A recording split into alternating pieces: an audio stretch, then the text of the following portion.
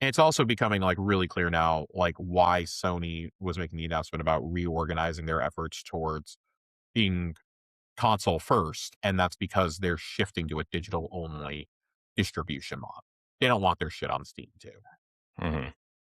So for me right now, it does it like I'm still going to keep playing on my Xbox. I like my Xbox. I like the console. I like the UI. I like the controller. Even if the business decisions are genuinely infuriating and sending me into an absolute meltdown, like I like playing there is the problem. And I'm just as entrenched in the digital ecosystem there as a lot of my friends are with PlayStation because Mm-hmm. that's where I staked my flag in 2013. Yep.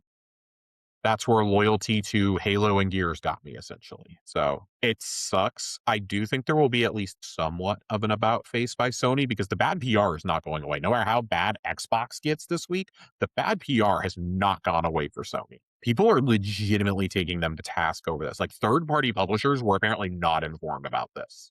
Yeah. And are like, whoa, what the fuck? Yeah. And they're like using, I don't want to say different language, but more aggressive language towards third party.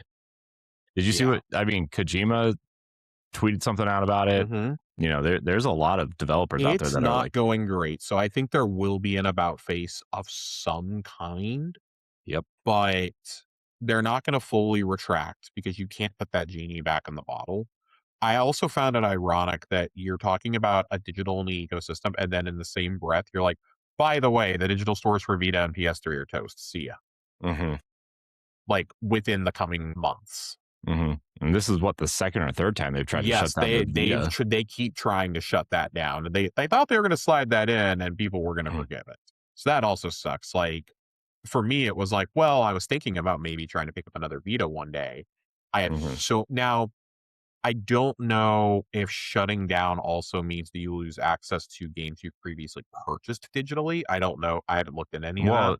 If you're shutting the store down, then you can't re-download it, I would assume.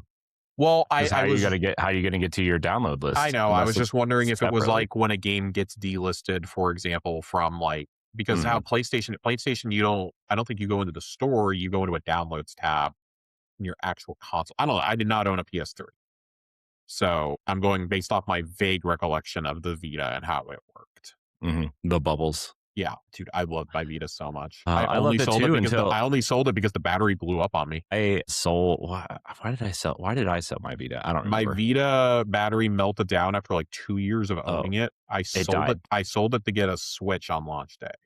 Nice. And man, I miss my Vita. My Vita is still my favorite handheld I've ever owned, outside of like maybe my Game Boy SP. But I digress. Josh, it's grim out there. It's not great. Here's the thing, though. At least Xbox isn't the only one stepping on rakes this time. Dude, listen. They went to their rake is bigger. They've gone to the Aaron Greenberg school of stepping on rakes over here.